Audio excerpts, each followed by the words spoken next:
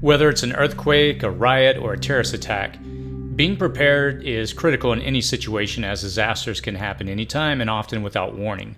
Being prepared is not only about having the necessary supplies and gear, but it's also knowing what to do. You could be at home sleeping when an earthquake suddenly strikes, or out on a hike in the mountains when a fire ignites and traps you. You could be safely in your office when the power goes out, or an act of terror throws the city outside in total chaos. When this happens, what should be your top priorities in order to survive? One of the rules that preppers and survivalists follow during any crisis is a rule of 3. It's a rule that can help you do certain things first to ensure your survival. Memorizing this rule can increase your chances of survival in any dire situation. It's easy to be frightened or overwhelmed when the calm of our world suddenly falls apart. In this video, we'll discuss what the rule of 3 is and how you can apply this principle during any catastrophic situation. We'll also look at an easy acronym to remember to ensure your survival priorities are stronger than the crisis you're facing. So let's start off by asking, what is the rule of 3? The rule of 3 is a rule that survivalists and preppers follow to help them remember what is the most important thing they need to do first when they're put in a disaster situation. Read anyone's survival story, and the chances are they knowingly or unknowingly survived because of the rule of 3. No one knows exactly where this rule started, but some believe it was taken from the United States Air Force SEER program: survival, evasion, resistance, and escape. The rule of 3 essentially means you can live and survive for 3 minutes without air, 3 hours without shelter, 3 days without water, 3 weeks without food, and 3 months without hope. Air. 3 minutes without air. Oxygen is the most basic and important thing we need to survive. Without it, we won't have a chance to survive more than 3 minutes. This is why you need to put priority in finding breathable air during a disaster period.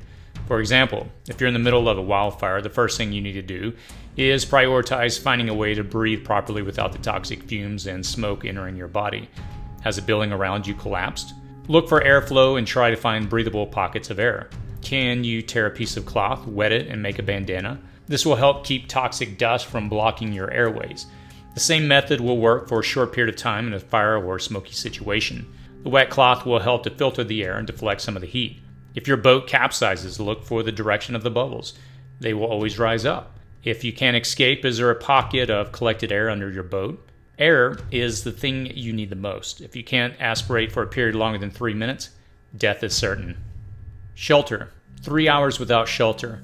If you find yourself in a situation where moving to a safer environment or removing yourself completely from the crisis is not possible, you'll need to prioritize the next part of the rule of 3, shelter.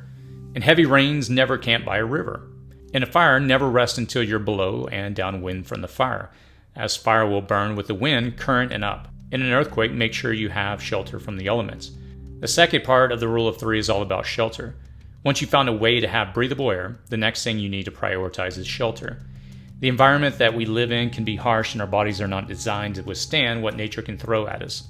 Shelter is critical, especially if you find yourself unable to make it back home because of disaster. Providing temporary shelter is one of the primary relief actions that governments take, so people in affected areas will have a place to sleep and keep themselves safe after a calamity has destroyed their homes. Shelter serves a critical role of shielding you from the elements and the environment.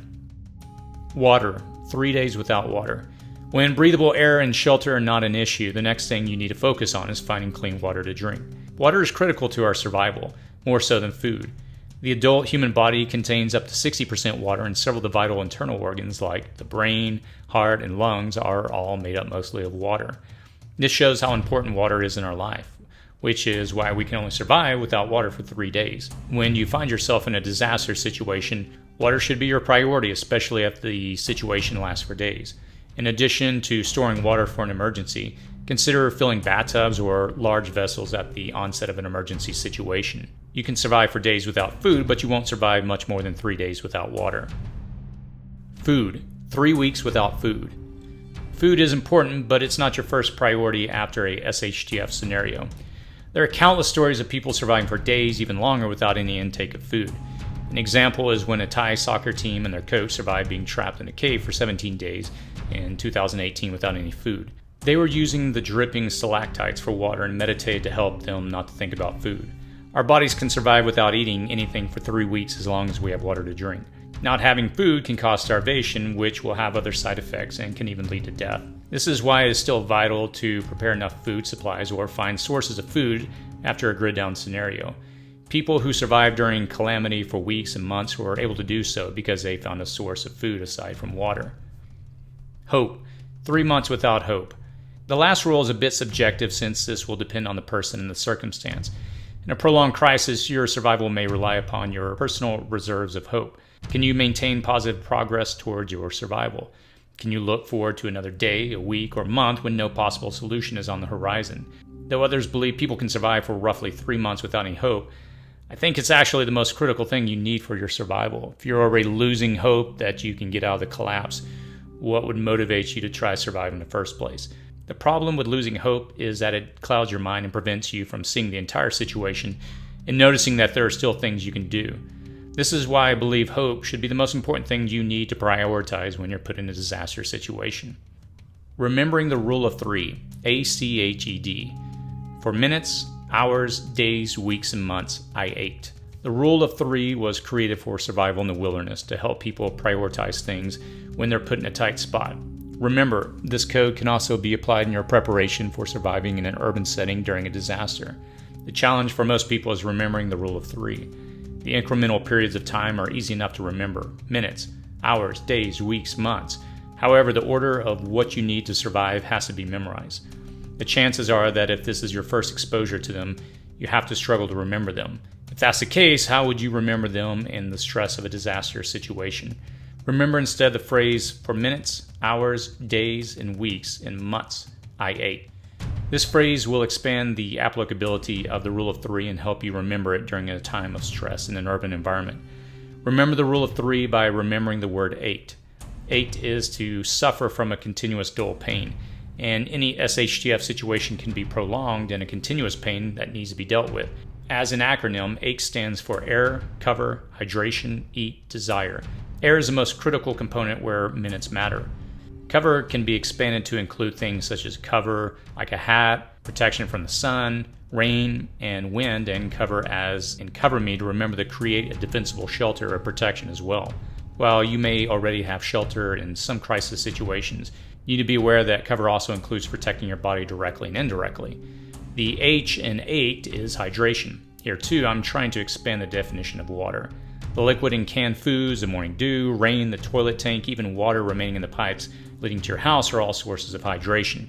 So it's important to expand the definition from just finding water in the wilderness. E is simply eat. Finding sources of consumable food, foraging in an urban environment, gardening in plots of land, balconies, or even windowsills are all methods of critical food resources after a crisis. And finally, the D is desire, defined as a strong feeling of wanting to have something or wishing for something to happen. To be hopeful and desirous of emerging from a catastrophe, staying positive when everything looms like a dark cloud over you, finding the calm moments when you're spending the majority of your time in a panic frenzy for survival will be the key element to your long-term survival. So remember, minutes, hours, days, weeks, and maybe even months, you ate. Air, cover, hydration, eat, desire. But if you prepare and keep your head about you, you can survive. The rule of 3 can help you know what you should focus and prioritize first, not only in preparing, but also in case you find yourself in the middle of a disaster with no gear or supplies available. Remember the priorities by remembering the phrase for minutes, hours, days, weeks, and months I ate. This will ensure you know the priorities of survival in any given situation, and you can remember that the pain will be temporary if you apply the principles, prepare, and persist. I hope this video gave you a little insight into some practical things in order to help you survive should you face a calamity. If you have any feedback, please post it in the comment section below. If you enjoyed the video, click on the like button and share on social media. As always, be safe out there.